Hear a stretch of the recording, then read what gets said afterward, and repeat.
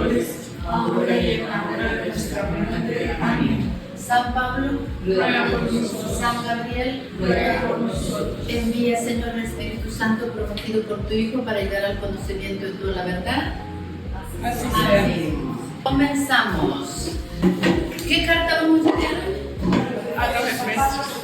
La carta de San Pablo a los Efesios. Es una carta hermosísima. Ahora ya no vamos a ver toda esa cantidad de conflictos que vimos en Corintio, ¿verdad? Sino ahora pura enseñanza, pura de doctrina y puro llamamiento a ser uno en Cristo. Como siempre vamos a iniciar con la introducción que estudiamos del libro Lecciones Bíblicas de don José Miguel Miranda.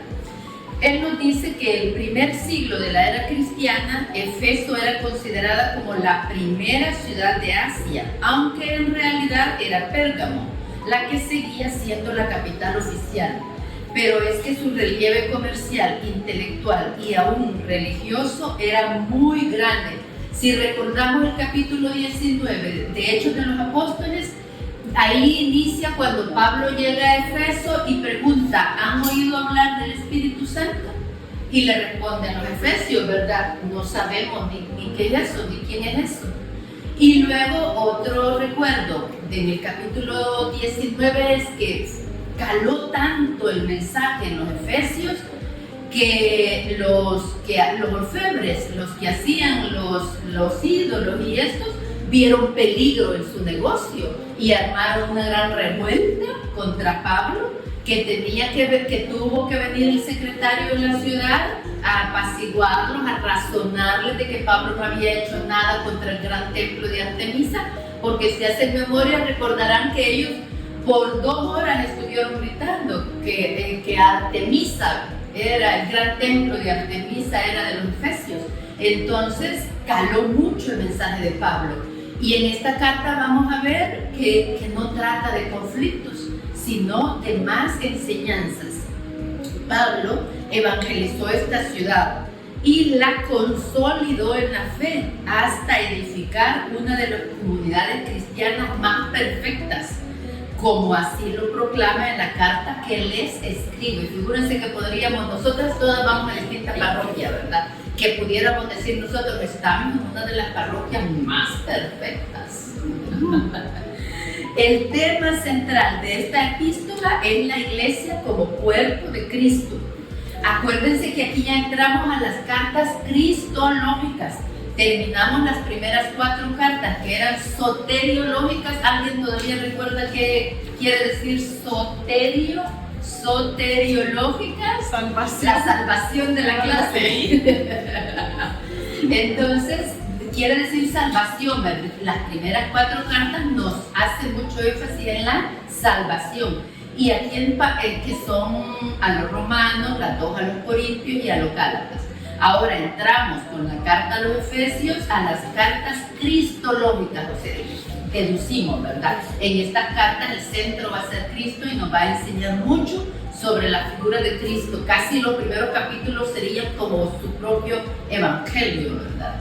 Habla también de la vocación a la santidad. Juan Pablo siempre nos está animando a la santidad y pone de relieve temas tan importantes como la elección, la predestinación, la adopción final, la redención, el sello del Espíritu Santo y muchos más. Hay aspectos paralelos a las otras cartas. Acuérdense que estaban escribiendo a distintas comunidades, pero la doctrina es la misma. Y a mí me gusta mucho eso porque vamos repasando. A medida que él va hablando de Cristo, pues estamos repasando los evangelios. Ahora vemos que estamos en Éfeso, estamos repasando también los Hechos de los Apóstoles, donde nos relató Lucas todas las aventuras de Pablo, nos relató sus viajes, las comunidades donde estuvo prisionero. También estas se llaman cartas de la cautividad, porque él estaba cautivo. Esta carta ya es del año, no voy a asegurarme, del año 62 y la escribe desde la prisión en Roma. Entonces, si ustedes se dan cuenta, desde que empezamos las clases de Biblia, tenemos otra madurez, otra percepción, otro criterio. Imagínense, San Pablo ya llevaba años desde su conversión, fundando comunidades cristianas y predicando. Entonces aquí ya se le ve otra madurez en esta carta. Está en prisión en Roma hacia el año 62. Abarca 6 capítulos. También esta es oferta, ¿verdad? En 20 minutos se lee. Así que no hay excusa para no leerla durante la semana. Ya saben que la clave es encender en el YouTube el audio de su Biblia, si es Biblia de Jerusalén, Biblia latinoamericana, ahí dura 20 minutos. Entonces podemos estar quietas, ofrezcamos lo de sacrificio, estar quietas los 20 minutos y seguir la lectura con el audio, porque así nos distraemos menos, nos ayuda mucho. Tenemos la estructura de la carta de San Pablo, ¿verdad? Nos falta el número 3 al final, que es el saludo final, la despedida y el saludo final. Y ahora vamos a leer un poquito siempre leemos un poquito de las explicaciones en la introducción de la Biblia. Ahora son 2 introducciones porque nos habla un poquito de las cartas de la cautividad y luego la propia introducción de la carta a los Efesios. Inicia así: las cartas de la cautividad. Se reúnen bajo el título de cartas de la cautividad las 4 cartas siguientes: Efesios, Filipenses, Colosenses y Filemón. Por casualidad, las 4 cartas que nombramos se siguen, pero aunque fueron escritas por Pablo, prisionero, no son del mismo año ni escritas de la misma cárcel. Acuérdense que él estuvo preso en Cesarea, luego él apeló al César y estuvo en prisión domiciliaria en Roma. Entonces, esta carta que vamos a estudiar hoy a los Efesios la escribió en Roma, estando prisionero. Encarcelado en Cesarea, aunque fuera tratado con consideración, no era una vida envidiable y las cadenas pesaban sobre la actividad apostólica. Pablo ahora mira con otros ojos tanto a las personas como a las instituciones.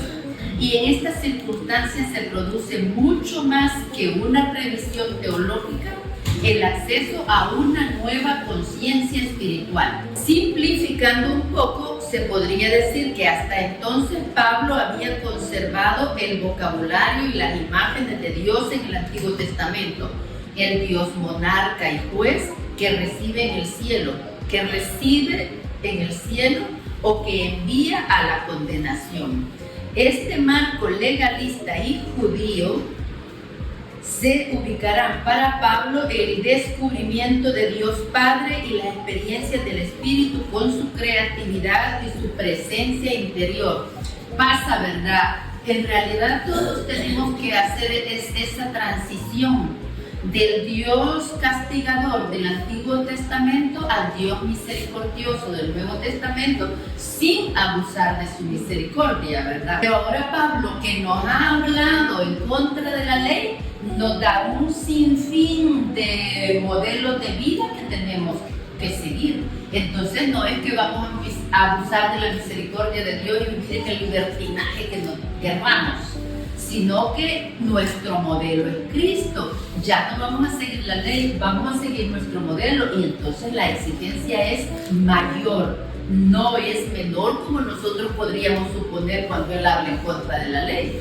Entonces, luego nos dice, acceso a una plenitud. Dios es espíritu y Pablo lo sabía, pero le faltaba la toma de conciencia, este tiempo como de silencio, de reflexión, de estar en la prisión. A él también le despierta una nueva conciencia, le crea una nueva conciencia del nuevo evangelio, de la buena nueva de Cristo.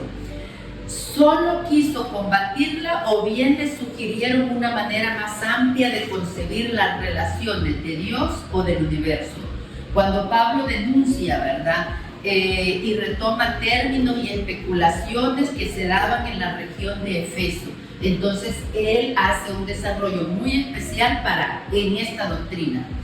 En las doctrinas orientales la creación dependía de Dios y de los poderes espirituales a la vez. y la parte que correspondía a Dios era un derramamiento de la naturaleza divina, más bien que una decisión autoritaria. También estaba la intuición de que hemos salido de Dios y volvemos a Dios. Pablo ha quedado ya liberado de su actividad misionera.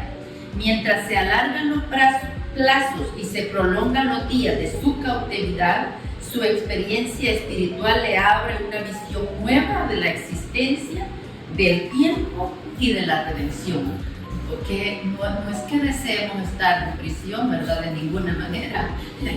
Pero qué bonito, ¿verdad? Que en ese tiempo él haya llegado a esa reflexión y a una conciencia que de verdad le permita dar una instrucción como la que vamos a ver hoy en Efesios.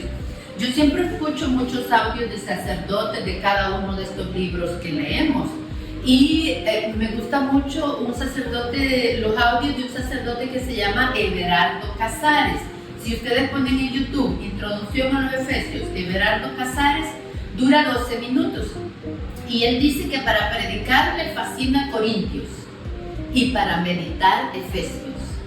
Entonces nosotros también podemos hacer ejercicio, ¿verdad? Ese ejercicio, a enamorarnos de la carta a los Efesios, para meditarla. A veces pensamos que meditar quiere decir elevarse y estar en otro nivel, no, ¿verdad? Para reflexionarla, para saborearla, para degustarla, para conocerla. Y conociéndola, enamorarnos de ella. Voy a leer poquitas notitas de la introducción a la carta a los Efesios. Pablo responde desde la prisión. Pablo estuvo prisionero en Cesarea los años 58 y 60 y durante este tiempo las noticias que recibía de las comunidades de la región de Éfeso hicieron madurar en él una nueva presentación de la obra divina.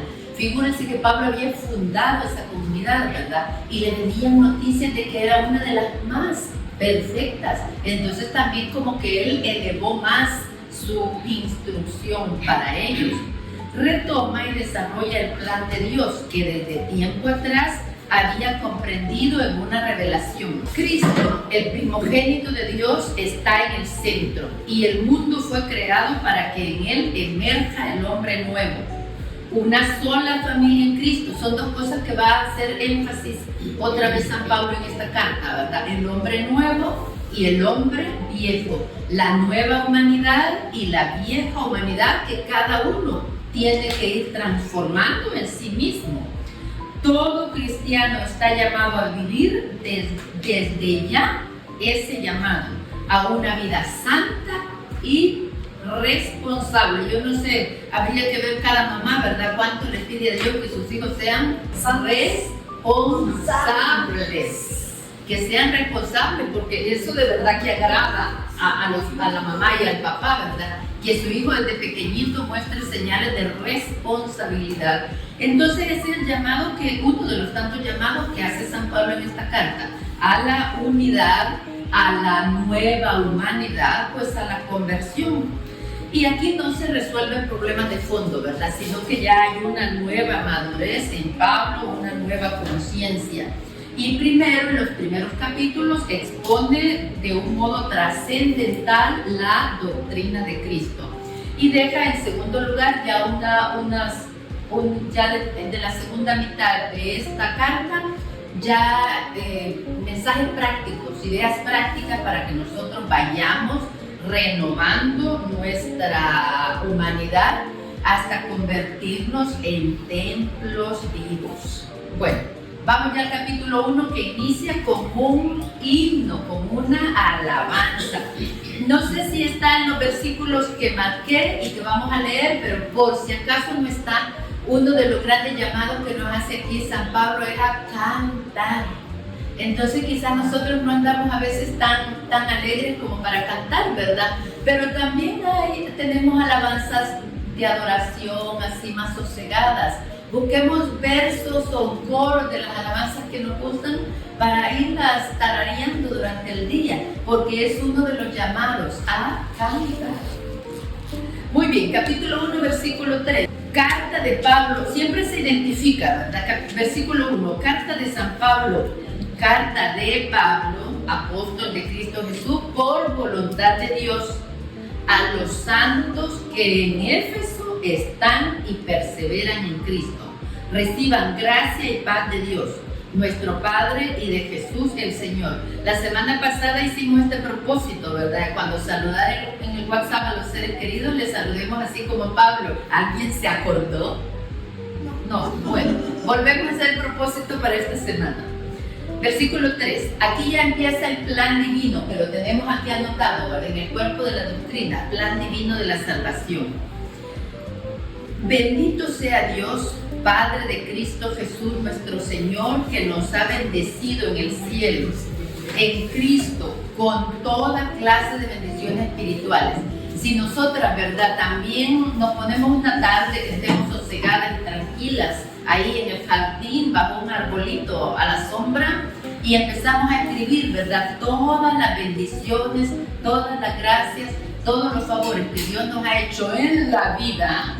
Híjole, ¿verdad? Se nos llena fácilmente una página, y eso nos va a enseñar a estar agradecidos, a ser agradecidos con todo lo que ha hecho por nosotras, y también nos va a dar una nueva conciencia de los males que llevamos. ¿También? Versículo 4. En Cristo Dios nos eligió antes de la fundación del mundo para estar en su presencia santo y sin mancha. Nos está hablando a cada uno de nosotros. O sea que cada una de nosotras, Dios nos eligió antes de la fundación del mundo. Fíjense qué delicadeza de amor para con nosotras. En su amor nos destinó de antemano para ser hijos suyos en Jesucristo y por medio de Él. Así lo quiso y le pareció bien, para alabanza de la gracia gloriosa que nos hacía en el bien amado. En Él y por su sangre fuimos rescatados y se nos dio el perdón de los pecados, fruto de su generosidad inmensa que se derramó sobre nosotros. Él siempre está haciendo esta aclaración, ¿verdad? Es Cristo un don gratuito de Dios. Todo lo que recibimos es un regalo. Ahora que nos ha dado a conocer mediante dones de sabiduría e inteligencia este proyecto misterioso suyo, fruto de su eterna complacencia en Cristo, pues Dios quiso reunir en Él, cuando llegara la plenitud de los tiempos, tanto a los seres celestiales como a los terrenales. Les voy a leer unas notas de las explicaciones. Sabemos que el Hijo y el Espíritu proceden de Dios Padre y que de Él reciben su propia divinidad, siendo los tres un solo Dios. Pero además de esa comunicación y efusión de vida en Dios mismo, antes de la creación del mundo, Dios Padre quiso comunicar sus riquezas fuera de Él, a seres creados. Está hablando de nosotros, ¿verdad? De allí salió toda la aventura humana. Dios quiso que hijos suyos se multiplicaran en torno a su Hijo único y que fueran capaces de recibir su espíritu y devolvérselo. Volverían a Él al fin de la historia, unidos en un solo cuerpo con Cristo. Si luego buscan en las explicaciones, esta vez la explicación del versículo 10, que es con el que acabamos de terminar. Pero luego Él también nos dice, ¿verdad? Fuimos rescatados por su sangre. ¿Eso quiere decir que Cristo derrama su sangre? Eso no quiere decir que Cristo derrama su sangre para satisfacer y pagar a su Padre ofendido por el pecado. Pablo se refiere aquí a una ley bíblica, que el rescate de un esclavo se firmaba con la sangre. Eso es lo bueno de leer las explicaciones, ¿verdad? Que nos coloca en la ley antigua, en el momento exacto, y nos dice qué quiere decir. Porque nosotros siempre entendemos que Cristo derramó la sangre en la cruz, ¿verdad? Por nuestros pecados. Y aquí nos está explicando que era una costumbre antigua que se redimía. Un esclavo se firmaba con sangre, y a eso se refiere. Luego dice, sellados con el Espíritu, es el versículo 13, voy a leer la explicación.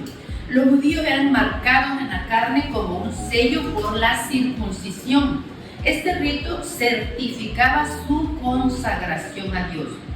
Por su parte, los cristianos reciben el Espíritu que actúa en ellos. De Él vienen la fe, la esperanza y el amor, las diversas formas de servicio, el don del conocimiento, los milagros y las curaciones.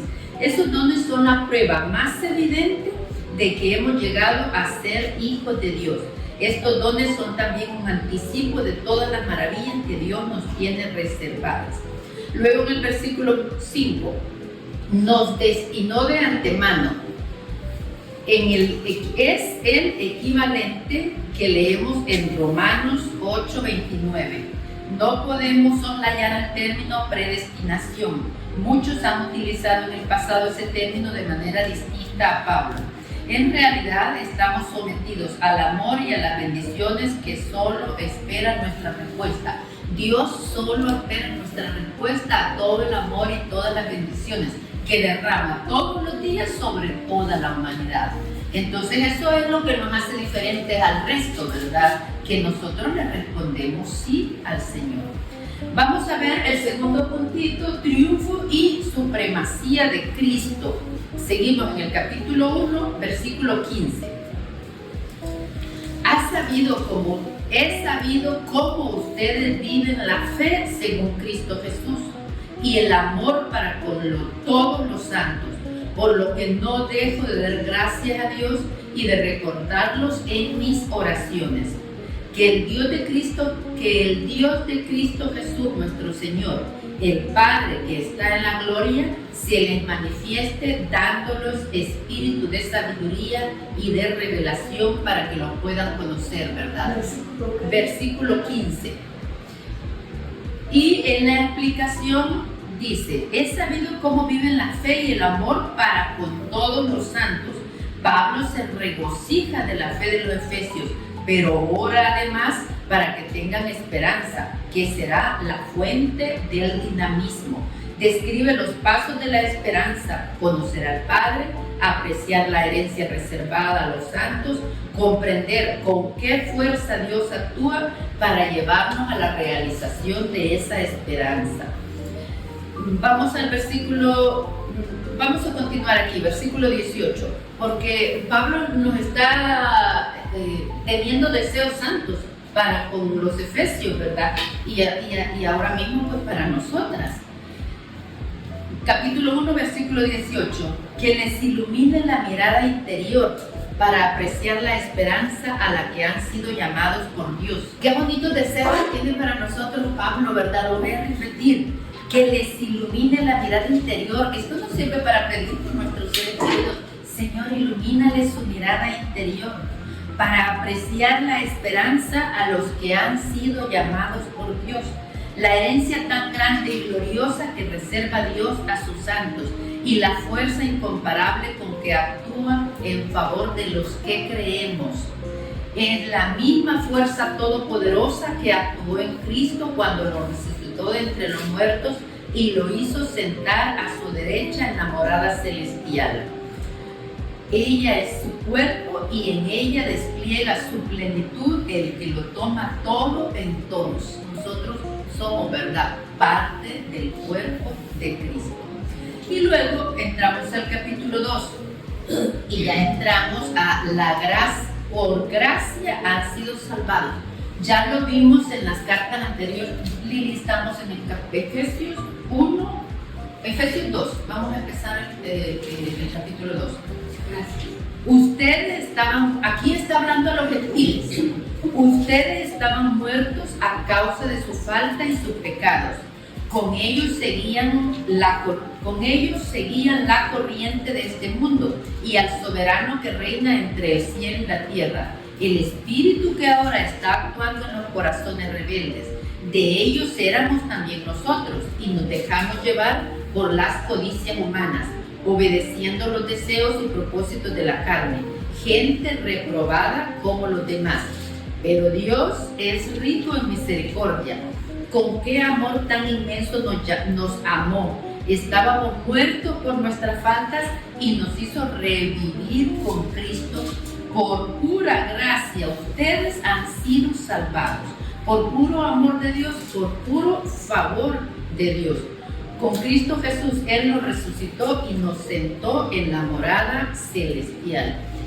Vamos al versículo 11.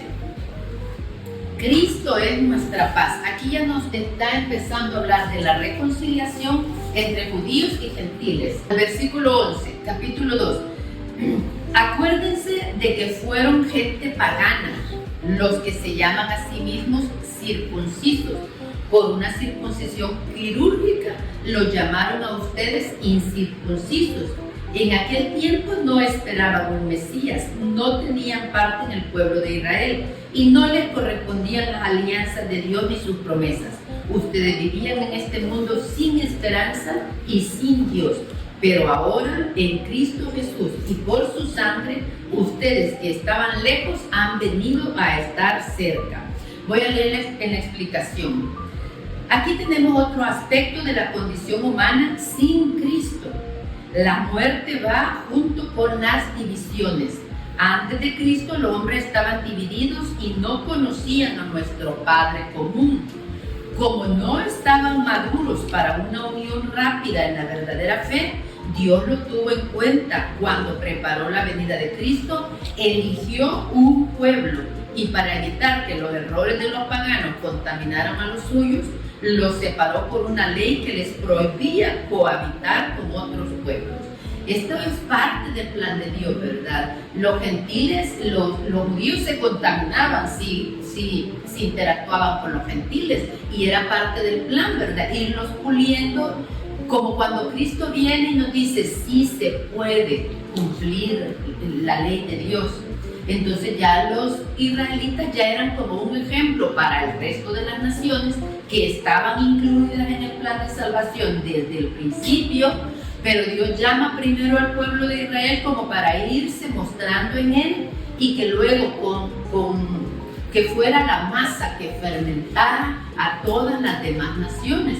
Entonces está llamando a la unidad como siempre de un pueblo multiétnico. Ya no es una etnia judía, ya no es solo una raza, ya no es solo un pueblo, sino que ahora el pueblo de Dios lo formamos, tanto los conversos del judaísmo como los conversos del paganismo. Y es bonita la explicación, ¿verdad? Que dice que levantó un muro alrededor de los judíos a través de la ley que ellos cumplían. En el versículo 17, siempre capítulo 2, vino como evangelizador de la paz para ustedes que estaban lejos, los gentiles, y paz para los judíos que estaban cerca. Y por él los dos pueblos llegamos al Padre en un mismo espíritu. Ya somos un solo pueblo. Así pues, ya no son extranjeros ni huéspedes, sino ciudadanos de la ciudad de los santos. Ustedes son de la casa de Dios. Están cimentados en el edificio cuya base son los apóstoles y los profetas y cuya piedra angular es Cristo Jesús. Esa es la nueva iglesia, ¿verdad? El nuevo pueblo, la nueva Jerusalén.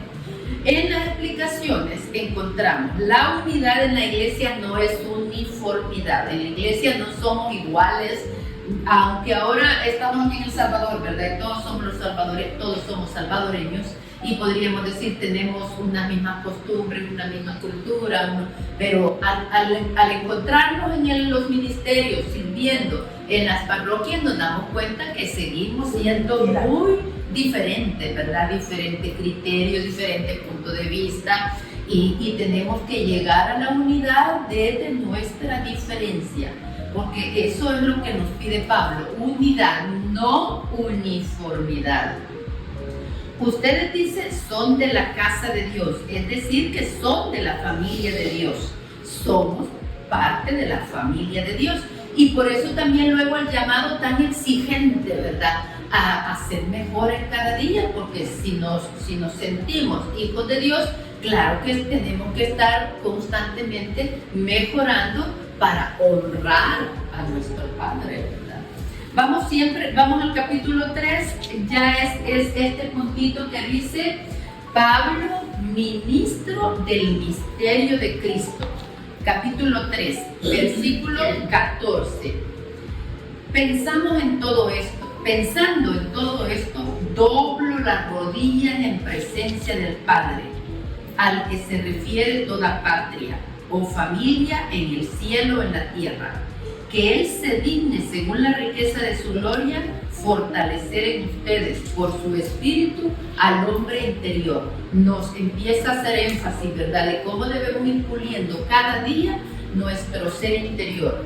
Que Cristo habite en sus corazones por la fe, que estén arraigados y edificados en el amor, que sean capaces de comprender con todos los creyentes la anchura, la altura y la profundidad, y que conozcan este amor de Cristo que supera todo conocimiento.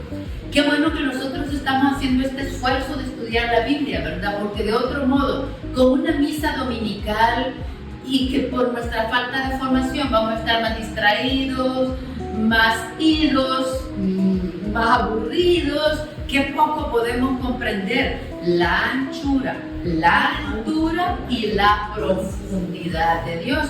Es que esto de verdad, como nos insta Él, ¿verdad? Permanezcan en oración, permanezcan en estudio, para que podamos, aunque sea, vislumbrar la anchura, la altura y la profundidad de Dios. ¿Qué versículo es ese? Es del 14 al 18. Precisamente el 18. Capítulo 3, versículo 18. Y el 19 dice: y que conozcan este amor de Cristo que supera todo conocimiento. En la explicación, el Padre es la fuente del ser divino. De Él emanan el orden y el misterio de las personas divinas. De Él obtienen sus riquezas el universo. Y Pablo, que acaba de evocar el destino común de todos los pueblos, recuerda que cada uno ha recibido de Él su nombre, es decir, su identidad y su dignidad. Y los poderes malignos eso tratan de robarnos nuestro nombre, nuestra dignidad y nuestra identidad. A veces no somos ni conscientes, ¿verdad?, de que nos roban nuestra identidad. Y eso tenemos que de verdad que protegerlo como una joya preciosa. Nuestro nombre, nuestra dignidad y nuestra identidad de hijos de Dios, de cristianos. Vamos al capítulo 4, que nos hace un llamamiento a la unidad. Versículo 1. Yo, el prisionero de Cristo, los exhorto, pues, a que se muestren dignos de la vocación que han recibido. Sean humildes y amables. Ya empezamos, ¿verdad? Sean humildes y amables. Sean comprensivos y sopórtense los unos a otros con amor. Bueno, alégrense. Ya no hay ley. Sacúdanse las manos. Ya olvídense de la ley. Solo sean humildes, amables, comprensivos y sopórtense unos a otros. Mantengan entre ustedes lazos de paz. La ley ya no te obliga, pero ahora hablo por amor. Permanezcan unidos en el mismo espíritu, un solo cuerpo y un mismo espíritu. Pues ustedes han sido llamados a una misma vocación y una misma esperanza. No nos debería ser tan difíciles si tuviéramos nuestro ego sometido, ¿verdad? Porque lo que nos hiere todo lo que pasa a nuestro alrededor es el ego. Nos hiere el ego. Entonces, si tuviéramos el ego sometido, ya no nos hiriera tanto todo lo que pasa en nuestro entorno y podríamos vivir en un solo cuerpo y en un solo espíritu con todos los santos. Continúo porque de verdad estos versículos están muy bonitos. Voy a leer este versículo y luego cantamos la alabanza que recita estos versículos. Capítulo 4, versículo 5. Un solo Señor, una sola fe, un solo bautismo, un solo Dios y Padre de todos, que está por encima de todo, lo penetra todo y está en todo. ¿Saben en qué alabanza me refiero? A ver, cantémosla. Un solo Señor, una sola fe, un solo bautismo, un solo Dios y Padre, cantamos y Andrea le va a pasar filtro, no se preocupe, Andrea no voy a poner la talla. Va a poner original, lo va a Así, va a poner el original cantando la Le voy a poner volumen menos 10. Muy bien. Qué bonita alabanza, ¿verdad? Es que es un himno que está en los libros más viejitos, ya no es de la alabanza moderna, por eso las jóvenes ya no se lo sabían. Sí, somos grandes. Pero somos jóvenes. Pero ven, qué bonito, qué bien. Terminamos con el versículo 7. Cada uno de nosotros ha recibido su talento y Cristo es quien fijó la medida de sus dones para cada uno de nosotros. Qué hermoso, ¿verdad? Que está dando dones. Acuérdense que los dones y carismas son para construir la iglesia, para edificar la iglesia. Entonces hay que servir. Me cuesta mucho pasar de va a ser difícil el 4, 5 y 6 porque es que tiene una cantidad de que nos anima a ser mejores. A mí cuando me dice, sé humilde, sé comprensiva, sé amable, a lo que me incita es a ser mejor cada día, ¿verdad? Me pasa por la mente y digo, bueno, voy a ser más amable. Y así nos debe de ser el llamado constante a todo, ¿verdad? En el momento que nos irritamos por algo, ok, voy a ser comprensivo y te lo ofrezco, Señor. Que eso nos da otra dimensión, ¿verdad? Ofrecer a Dios nuestras dificultades. Capítulo 4, versículo 11. Y dio sus dones. Unos son apóstoles, otros profetas, otros evangelistas, otros pastores y maestros. Ya habíamos visto, ¿verdad? En las cartas anteriores. Por ejemplo, en Romanos 12:6 encontramos los carismas de profecía, de diácono, de maestro, de dirigente, de ayuda. Y luego en Corintios, a ver si me salta por aquí ella solita, también ya habíamos visto otros carismas, ¿verdad? De caridad. No, estos son otros dos. Bueno, lo importante es que aquí nos repite otros. Nos habla otra vez de esos dones que gratuitamente nos ha dado Dios. Efesios 4:11, don de apóstol para llevar el evangelio y la fe a otros, don de profeta para comunicar el mensaje de Dios, don de pastores para liderar y guiar a la comunidad de fe, don de evangelistas para anunciar el evangelio y llevarlo a comunidades y don de maestro para enseñar también. Por ejemplo, en una parte los discípulos le preguntaron, ¿verdad? Señor, enséñanos a orar. Entonces el maestro también enseña a orar a sus discípulos. Y hicimos el cantito, ¿verdad? Una sola fe, un solo bautismo, un solo Señor, pero diversidad de dones. Y no tenemos que envidiar los dones ajenos. Supongamos que yo tengo una amiga que tiene el don de sanación y yo considero que tengo el don de enseñanza. Imagínense que yo estuviera deseando y pidiéndole a Dios el don de sanación de mi amiga y ella estuviera deseando y pidiéndole a Dios el don de enseñanza mío. ¿Verdad que sería un absurdo? Entonces cada uno conocer sus dones. Sí. Vamos al capítulo 4, versículo 17.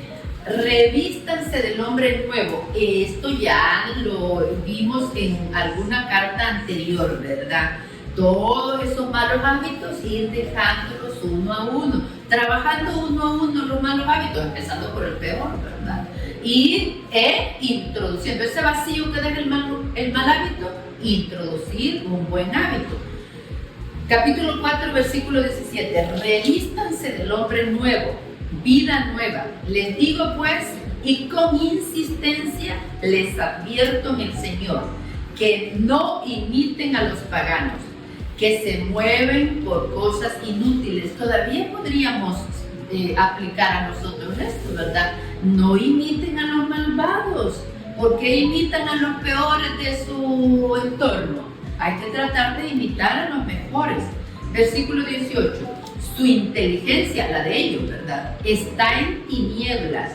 Su ignorancia y su conciencia ciega los mantienen apartados de la vida de Dios.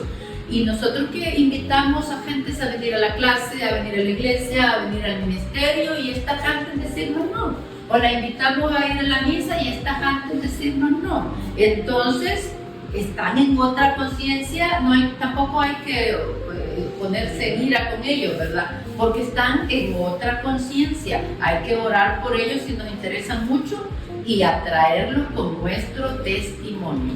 Vamos al versículo 20. Pero ustedes no aprendieron así a Cristo. Aquí nos habla de la moral familiar. Versículo 21.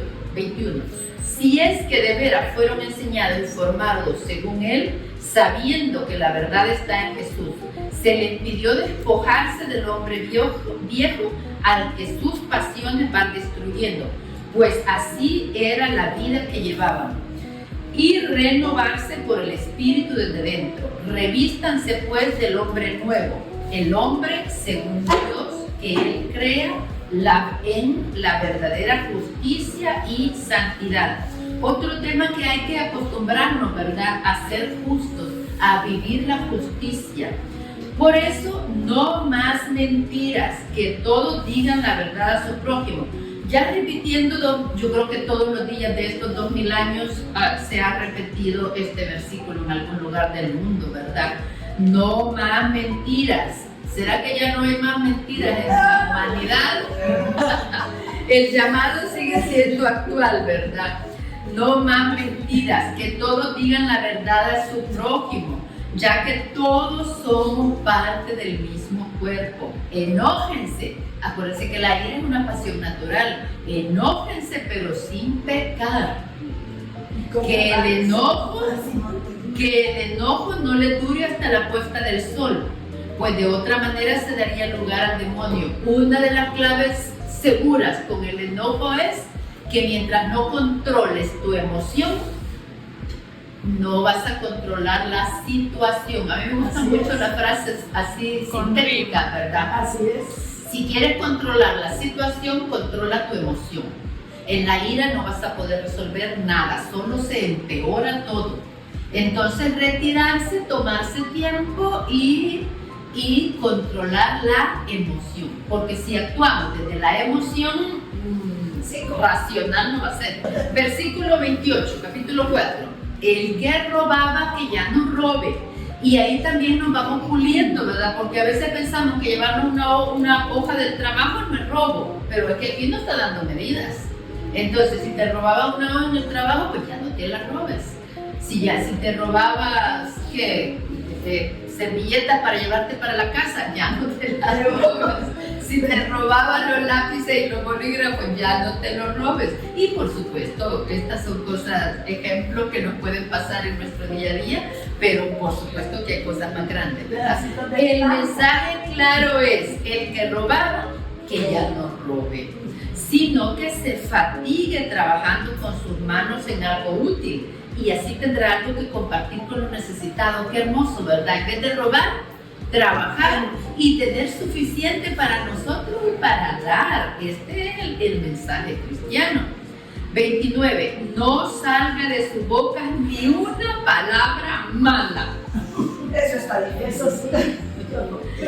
Sino la palabra justa y oportuna que hace bien a quien la escucha. Nosotros pensamos en quien nos escucha cuando hablamos. Estas palabras que yo hablo, ¿le va a hacer bien al que escucha? Acuérdense, si estamos hablando de una persona que todavía está en otro nivel de conciencia, ¿para qué vamos a presumirle nuestras maravillas? Entonces, hasta en eso, cuando vamos a dar un buen consejo, una buena instrucción, también hay que saber que si la otra persona no está en ese nivel de comprensión, solo vamos a dividir, a molestar y a generar discordia. Vamos al versículo 30. No entristezcan al Espíritu Santo de Dios. Este es el sello con el que ustedes fueron marcados y por el que serán reconocidos en el día de la salvación. Arranquen de raíz entre ustedes disgustos, arrebatos, enojos, gritos, ofensas y toda clase de maldad. Aquí tenemos otra lista, ¿verdad? Para hacer nuestro plan de vida. No más disgustos, arrebatos, enojos, gritos, ofensas y toda clase de maldad. Creo que sí podemos llegar a tomar conciencia de cuando vamos a gritar y detenernos, ¿verdad? Versículo 32. Y nos describe la nueva humanidad. Más bien sean buenos y comprensivos unos con otros, perdonándose mutuamente como Dios los perdonó en Cristo. Y en la explicación dice, imitar a Dios que ama a los buenos y a los malos. Es que nosotros queremos perfeccionar al otro, ¿verdad? Y la clave está perfeccionarnos nosotros mismos. Queremos hacer al otro a nuestra imagen y semejanza. Y la clave está en nosotros ser imagen y semejanza de Dios, que nos perdona a todos y nos ama y nos enriquece con sus dones. Podríamos hacernos ese propósito, ¿verdad? Enriquecer a los demás con nuestros dones. Ser más razonables y responsables en nuestra vida. Al capítulo 5, vida nueva en Cristo. Porque esto nos anima, ¿verdad? A ir puliéndonos, aunque sea un solo consejo que agarremos y empecemos a hacer esfuerzos, vamos a ir mejorando y pues entristecer menos al Espíritu Santo, como dice aquí. Capítulo 5, imiten a Dios. Como hijos amadísimos de Dios, esfuércense por imitarlo. Sigan el camino del amor a ejemplo de Cristo, que nos amó y se entregó por nosotros, con esas ofrendas y víctimas cuyo olor agradable subía a Dios. Y ya que son santos, que la fornicación o cualquier clase de impureza o de codicia ni siquiera se mencionen entre ustedes.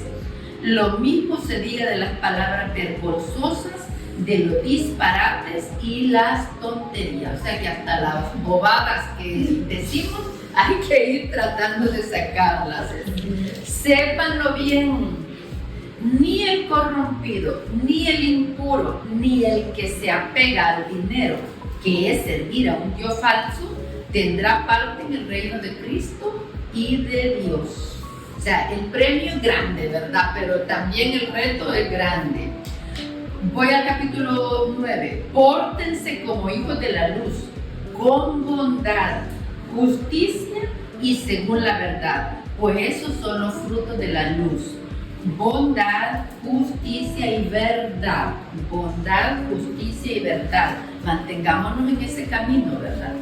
Vamos a ir en el mismo capítulo 5, al versículo 23, hay uno que amamos las esposas, ¿verdad?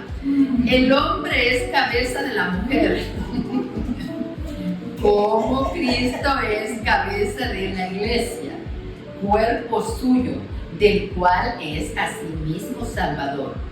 Que la esposa pues se someta en todo a su marido, como la iglesia se somete a Cristo. Aquí sí nos gusta. Versículo 25. Maridos, amen a sus esposas como Cristo amó la iglesia y se entregó a sí mismo por ella. Pero en realidad pensemos un poco, si todos estos 4 capítulos anteriores que hemos venido leyendo los cumplieran ambos, tanto el marido como la mujer, ¿qué tan difícil sería vivir en sumisión uno del otro? Versículo 25, maridos amen a sus esposas como Cristo amó la iglesia y se entregó a sí mismo por ella. Y después de bañarla en el agua y la palabra para purificarla, la hizo santa, pues quería darse a sí mismo una iglesia radiante, sin mancha ni arruga ni nada parecido, sino santa e inmaculada. Figúrense que si el esposo trabajara en eso, ¿verdad? En amar a la esposa, como dice aquí, bañarla en la palabra, purificarla en la palabra y hacer lo mismo consigo mismo, ¿verdad? Entonces, claro que sería santa e inmaculada. Eso no me cabe duda a mí que eso está en las potencias femeninas, ser santa e inmaculada. ¿Lo dudan? No. Bien. Así deben también los maridos amar a su esposa como aman a sus propios cuerpos. Amar a la esposa es amarse uno mismo. Y por igual, amar al esposo es amarse uno mismo. Y ya, vamos al último capítulo. 6. Hijos, padres, siervos y patrones. A ellos les envía mensajes. Hijos, obedezcan a sus padres, pues esto es un deber. Es deber de los hijos obedecer a sus padres, amar a sus padres, respetar a sus padres y obedecerlos. Eso no es una opción de los hijos, es un deber. Honra a tu padre y a tu madre. ¿Qué mandamiento es este? Muy bien. Así nos dice el cuarto mandamiento, ¿verdad? Honra a tu padre y a tu madre. Y explica aquí San Pablo, es además el primer mandamiento que va acompañado de una promesa. El mandamiento es: honra a tu padre y a tu madre para que seas feliz y goces de larga vida en la tierra. O sea, todo lo que hacemos por el papá, por la mamá, Dios lo bendice generosamente. Continúo.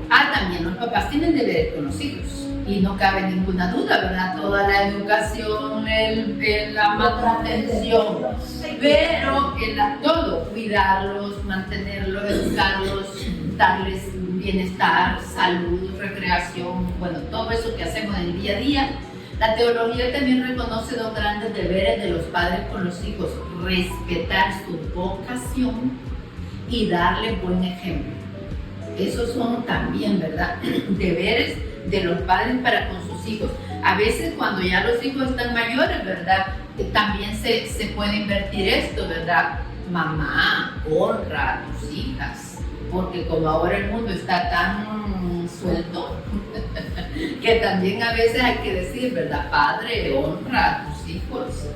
Muy bien. Y luego habla y ustedes padres, capítulo 6, versículo 4. Y ustedes padres no sean pesados con sus hijos, sino más bien edúquenlos usando las correcciones y advertencias que pueda inspirar el Señor. Siempre que debemos corregir un hijo, ¿verdad?, debiéramos entrar en oración primero, en controlar la emoción, la ira, el enojo, la furia que tengamos, y luego entrar en oración y pedirle al Señor que nos inspire un correctivo adecuado, un correctivo educativo, no vengativo. Y luego en el versículo 5 hablan los siervos: obedezcan a sus patronos de este mundo con respeto y responsabilidad, con corazón sincero, como quien obedece a Cristo. En realidad nosotros como trabajadores deberíamos poder trabajar solos sin ningún supervisor, porque estamos trabajando para Cristo. El salario lo lleva nuestro Señor, porque también tenemos que santificar el trabajo, santificarnos en el trabajo y santificar a los demás en el trabajo.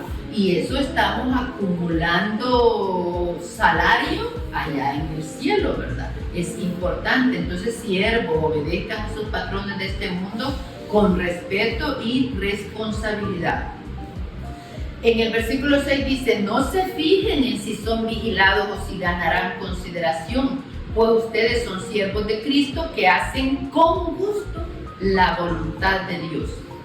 Versículo 7: hagan su trabajo con empeño por el Señor y no por los hombres. Ha habido como corrientes sociales, ¿verdad?, que confrontan al patrono con el trabajador y buscan el daño uno del otro, y no debe de ser así. Si somos cristianos, trabajar con empeño para construir y porque lo hacemos por Dios, ofreciéndolo a Dios. Sabemos que el Señor retribuirá a cada uno según el bien que haya hecho, sea siervo o sea libre.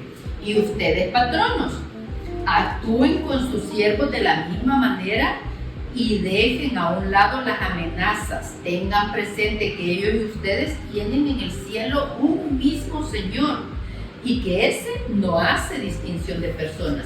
A lo mejor hemos sido llamados en esta tierra para servir y otros para liderar, pero ambos tenemos una misión, una vocación de la cual vamos a dar cuenta a Dios. Entonces, cada uno de nosotros tomar la conciencia, ¿verdad?, de qué cuentas vamos a dar a Dios. Y bueno, ya para cerrar, en el mismo capítulo 6, versículo 10, háganse fuertes. Aquí nos hace el reto directo, ¿verdad?, de revestirnos de Dios, de la fe, de la justicia, de la verdad, del combate. No tenemos el último, ¿verdad? Exhortación al combate espiritual. A veces no somos conscientes, ¿verdad?, que nuestro combate es espiritual. Capítulo 6, versículo 10. Por lo demás, fortalezcanse en el Señor con su energía y su fuerza. lleven con ustedes todas las armas de Dios para que puedan resistir las maniobras del diablo. Tenemos que ser conscientes cuando en nuestra familia el espíritu maligno de la discordia es el que reina, ¿verdad? Y peleamos todos con todos. Dice el versículo 12, pues no nos estamos enfrentando a fuerzas humanas, sino a los poderes y autoridades que dirigen este mundo y sus fuerzas oscuras, los espíritus y fuerzas malas del mundo de arriba. Por eso pónganse la armadura de Dios. Por eso decimos muchas veces, ¿verdad? ¿Cuál es nuestra principal arma? El rosario. El rosario. Y por supuesto la Eucaristía, ¿verdad? Versículo 13, por eso pónganse la armadura de Dios para que en el día malo puedan resistir y mantenerse en la fila, valiéndose de todas sus armas. Y aquí hace una comparación con todo el armamento militar, ¿verdad? Versículo 14, tomen la verdad como cinturón y la justicia como coraza. Estén bien calzados, listos para propagar el evangelio de la paz. Tengan siempre en la mano el escudo de la fe y así podrán atajar las flechas incendiarias del demonio. Por último, usen el casco de la salvación y la espada del Espíritu, o sea, la palabra de Dios. Qué hermoso, ¿verdad? Nosotros estamos conociendo, afilando la espada del Espíritu, que es la Escritura. Y luego en el versículo 18 dice, vivan orando y suplicando, oren en todo tiempo según les inspire el Espíritu, velen en común y perseveren en sus oraciones sin desanimarse nunca, intercediendo en favor de todos los santos, sus hermanos. Este es otro de los carismas, ¿verdad?, que vienen del don de piedad. La intercesión, la oración, la intercesión, la reparación, la contemplación y otros más que no me vienen a la mente, son carismas que vienen del don de piedad. Y finalmente dice en el 19, rueguen también por mí, ustedes también rueguen por mí, para que al hablar se me den palabras y no me falte el coraje para dar a conocer el misterio del Evangelio. Cuando tenga que presentar mi defensa, pues yo soy embajador encadenado del Evangelio. Amén. Amén. Bueno, muchas gracias. Acuérdense, se va a suscribir, ¿verdad? Tenemos una alumna nueva, así que la animamos a suscribirse y a vernos. Tiene una gran bendición porque va a encontrar todas las clases en el YouTube, las que ya pasamos. Y entonces, y lo comparte con sus amigos, igual nuestros amigos del YouTube, ¿verdad? Bendiciones para todos. Dios te salve María, llena eres de gracia, Señor.